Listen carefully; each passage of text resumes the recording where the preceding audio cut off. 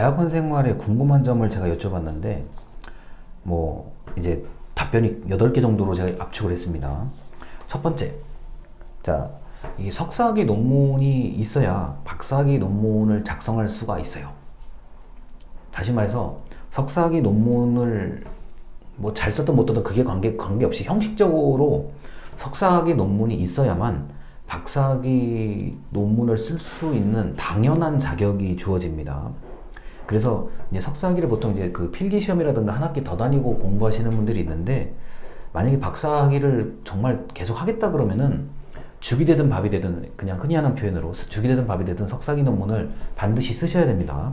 단 석박사 통합과정은 예외예요. 석박사 통합과정은 석사학위 논문을 생략하고 기간을 쭉 이어가지고 박사학위 논문 하나로 끝내겠다는 얘기이기 때문에 그건 예외인데, 일반적인 대학원 체제에서는 석사학위 논문이 형식적으로라도 있어야만 박사학위 논문을 쓸 수가 있습니다. 자, 두 번째, 지도 교수님이 참 이게 예민한 문제예요. 그래서 이게 1학기 말 아니면 2학기 초에 이제 뭐 석사과정이든 박사과정이든 1학기 말 2학기 초에 정해지는데, 여러분들이 좀 이거는 발품을 팔아서 일일이 지도 교수님들과 뭐 만나거나 전화통화 등등을 통해서, 또는 수업 전후 시간을 통해서 따로 만나기 좀 그러니까요. 수업 전후 시간을 통해서 간단하게 뭐 좀 내가 이런 게 관심이 있는데 뭐 지도 교수님으로 신청을 해도 되겠습니까? 이렇게 물어보면은 아마 나름대로 얘기를 하실 거예요. 그래서 저는 여기에 대한 정답은 좀 시간을 내셔가지고 일일이 상담을 받아보시는 게 가장 좋다고 저는 말씀드릴 수 있습니다. 자, 세 번째, 졸업 후 박사과정이 이제 포스트닥터, 포닥이라고 하죠. 포닥이라고 얘기하는데, 이 졸업 후 박사과정은 저도 이게 예전에 저한테 이거를 하라고 얘기를 많이 했었는데, 저는 이제 그 박사학위 논문 심사, 마지막 심사할 때 갑자기 뜬금없이 또 대학교에 강의를 해볼 생각이 없냐는 제의를 받아요. 대학교에 강의를 해볼 생각이 없냐는 제의를 받고, 그 다음에 하나가 그 어떤 연구소, 그 민간 법인의 연구소에 한번 면접이라도 봐라. 저는 이 두 가지의 제의를 받거든요. 그래서 면접은 면접대로 봤는데, 그러니까 연구소요. 민간 연구소 면접은 면접대로 봤는데, 제 이제 논문 주제, 논문 분야고 그 연구소가 추구하는 그 분야가 좀 많이 달라가지고, 제가 그냥 외부의 심사위원이라든가 뭐 어떤 일거리가 있으면 저를 부르십시오라고 해서 굉장히 훈훈하게 끝났어요. 지금도 가끔씩 연락을 하면서 그 연구소에 계신 분들하고 잘 지내고 있고, 뭐 심사위원도 하고 행사도 같이 도와드리고, 그런 재밌는 기억들이 많습니다. 그래서 저는 뭐 박사학위 논문 끝날 때 이미 대학 강의가 거의 확정이 된 상태로 논문이 마무리가 돼가지고 이거를 할 여지가 전혀 없었는데, 이제 이거 이제 포스트 닥터자, 그러니까 졸업 후 박사과정에 관심을 두고 계신 분들은 논문을 쓰는 학기 때 논문을 쓰는 건 쓰는 거고, 이제 박사과정을 꼭 이렇게 하겠다라고 지도 교수님이라든가 주변 사람한테 말을 해서 좀 준비를 그쪽으로 바로 할 수 있도록 하셔야 돼요. 그러니까 뭐 박사학위를 취득하고 나는 그냥 좀 쉬다 가겠다, 그게 아니라 논문이 거의 마무리될 때쯤에 이런 졸업 후 박사과정 준비도 거의 마무리가 된다고 보셔야 돼요. 이게 동시개념이에요. 절대 학위 끝나고 그때부터 시작, 그게 아니라 논문은 논문대로 쓰는 거고 준비는 준비대로 하는 겁니다. 그래서 이거는 바로 준비할 수 있도록 벌써 1년에서 2년 정도 그 연구소, 뭐 교내 연구소도 그렇고 교외 연구소도 그렇고 뭐 바로 이렇게 다 할 수가 있게 돼 있어요. 자, 그리고 이제 졸업 후의 박사과정은 뭐 국내에서 해도 되고 국외에서 해도 되는데, 이게 한국연구재단에서 보통 이렇게 이렇게 도와주는 것들이 있어요. 지원 사업이 있는데, 매년 2월 달쯤 이렇게 한국연구재단 홈페이지에 들어가시면 이런 공지들을 빼곡하게 모아놔요. 빼곡하게 모아놓는데, 거기서 이제 국내 지원 사업이 있고 국외, 해외 지원 사업이 있는데, 이게 해외 지원 사업은 뭐 그 사업이 약간 부정기적인 것 같고 국내는 항상 지원을 해줍니다. 그런데 이게 규정이 약간씩 달라져요. 매년 좀 달라지는 부분이 있어서 제가 아는 것만 말씀을 드리는데, 이게 아마 예를 들어 이런 걸 거예요. 뭐 내가 나온 대학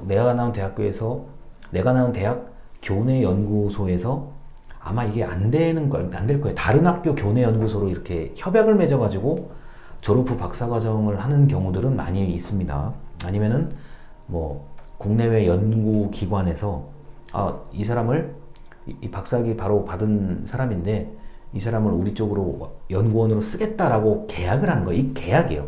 협약을 맺는 거예요. 정확히 말하면 협약을 맺으면 어떤 연구재단이란 한국연구재단과 같은 공공기관에서 협약된 내용을 보고 그러면은 우리가 일부 지원을 해주겠다 이런 개념이거든요. 그래서 국내외 그 졸업 후 박사과정에 대한 거는 일단 매년 2월 달쯤에 한국연구재단 홈페이지를 들어가셔서 사업 공고된 거를 잘 보시면 좋겠어요. 그러면은 거의 뭐 어떻게 해야 되는지 나오는데 졸업 후 박사과정에 이제 한마디만 더 드리겠습니다. 이거는 협약하는 거예요. 그러니까 내가 그냥 하고 싶다 이런 개념보다는 이게 준비는 준비대로 하는 거고 이제 내가 갈 곳하고 나하고 이제 협약이 되고 계약이 되면은 그때부터 이제 진행을 할 수 있는 겁니다. 그래서 의외로 이런 졸업 후 박사과정 하시는 분들이 많고요. 보통 이게 대학 교내 연구소에서 이렇게 좀 처리가 되는 부분들이 많아요. 그러다 보면은 이제 교육부의 뭐 중장기 사업 같은 데 참여도 하게 되고 이렇게 또 준비하시는 분들이 의외로 많기 때문에 이걸 하고 싶으신 분들은 이제 학위 논문을 준비하면서 그건 그거대로 하고 이거는 이거대로 하고 그래서 좀 경험자에게 물어보시는 게 가장 좋습니다. 이거는요. 교수님들보다도 이런 졸업 후 박사 이 과정 하시는 분들에게 직접 물어보는 게 가장 좋은 방법입니다. 자, 그리고 이제 국내 연구 중심 대학 활성화라고 하는데 이게 이 연구라는 거는요. 뭐 국책 연구기관도 있고 뭐 민간 연구기관도 있고 교내 연구기관, 이 국내 연구 중심 대학 활성화라는 건 일종의 정책의 명칭이에요. 그래서 이 연구는 어차피 뭐 석박사 학위를 가지신 분들이 보통 연구를 하는 거고요. 어디 가나 연구를 기본적으로 다 해요. 보고서를 작성하는 일부터 많이 하니까요. 국내 연구 중심 대학 활성화 여기에만 너무 초점을 맞추진 않으셨으면 좋겠습니다. 자, 그리고 연구원, 국책 연구기관부터 민간 연구기관까지 모두 좋아요. 이게 결국에 자기 역량이에요. 이거 연구원도 어차피 취업을 하는 거기 때문에요. 만약에 연구원을 가실 분이라고 한다면 석박사 과정 때 좀 이런저런 용역 사업이라든가 연구원과 같이 협력해서 사업 같은 거 참여를 많이 하셔가지고요. 실적을 많이 쌓으세요. 나는 이런 연구도 해봤고 저런 연구도 해봤고 어떤 연구기관과도 해봤고 저런 연구기관도 해봤고 이렇게 좀 실적을 많이 쌓으셔가지고 나중에 이제 완전히 최종적으로 졸업할 때쯤에 이제 좀 이렇게 실적을 많이 가지고 계시면 어느 곳이더라도 연구원으로 취업을 하실 수가 있어요. 그리고 의외로 연구원으로 이렇게 채용을 하려고 하면 채용을 하는 입장에서는 마땅히 쓸 사람이 없어요. 무슨 말이냐면은 지금 당장 급한데 이 당장 일을 해줄 수 있는 사람을 찾으려고 굉장히 노력을 많이 하세요. 그런데 의외로 별로 없어요. 그래서 이 연구원 또는 이게 뭐 정규직이든 계약직이든 저는 그거는 관심이 없고요. 일단 자기가 좀 학창 시절에 좀 실적을 많이 쌓아두시면 그냥 돈을 벌고 생활하시는 데는 사실 지장이 저는 없습니다. 제가 볼 때는요. 그래서 국책기관이나 민간기관 모두 연구원은 좋다라고 얘기를 하고 학창 시절에 좀 실적을 많이 쌓아야 유리합니다. 결국은 이것도 결국 취업이에요. 우리 대학생들 취업하는 것처럼 취업이기 때문에 자기 역량에 관련된 거라고 좀 보셔야 되겠습니다.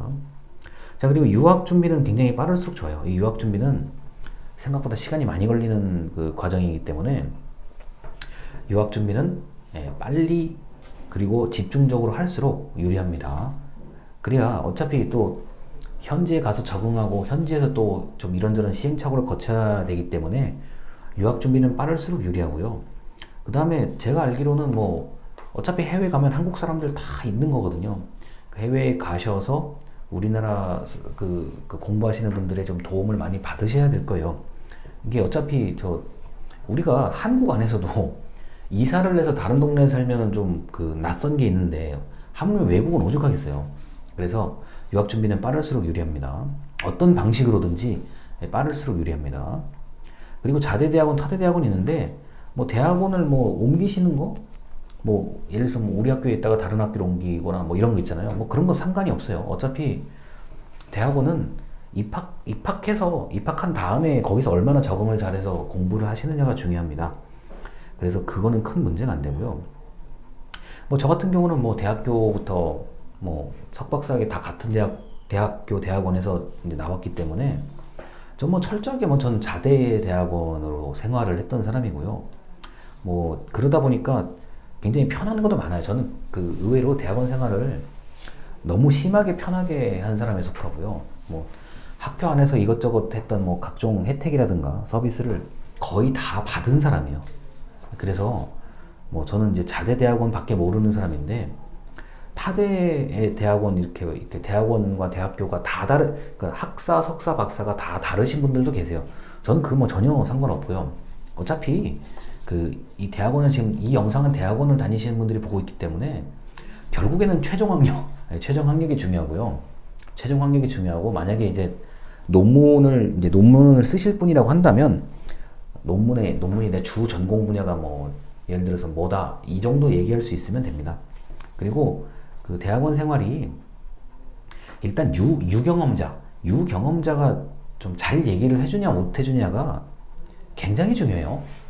이게 뭐 교수님들 뿐만 아니라 대학원 이제 졸업하신 분이라든가 나보다 뭐 몇 학기 위라든가 이런 유경험자가 얘기해 주는 게 무엇보다 중요하고 특히 이제 유학이라든가 이제 포스트 닥터, 우리 졸업 후 박사 과정 하시는 분들이 이거는 정말 유경험자의 얘기가 절대적으로 중요해요. 그래서 인맥 관계를 잘 이제 좀 하시다가 모르면 정말 그분들에게도 또 물어보셔야 됩니다.